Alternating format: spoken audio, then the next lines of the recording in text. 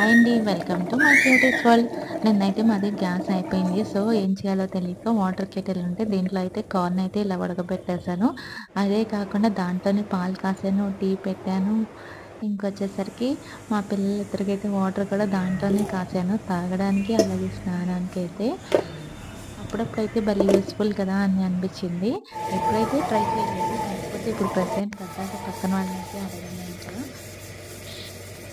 So, అందుకని చెప్పేసి ఇలా అయితే ట్రై చేశాను. పర్లేదు అప్పుడప్పుడైతే మనం ఇలా ట్రై చేసుకోవచ్చు. అలాగే ఒకేసారి ఎక్కువ పాలైతే పోయకూడదు. ఎక్కువ పాలు పోస్తుంటే ఏంటంటే పాలు పొంగిపోతున్నాయి.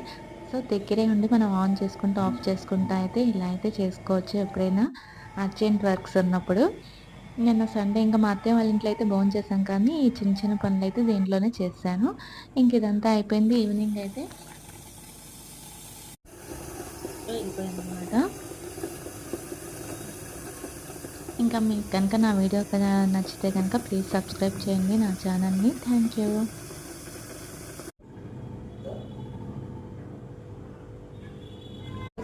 సరే వచ్చాను కదా చూడాలి కదా.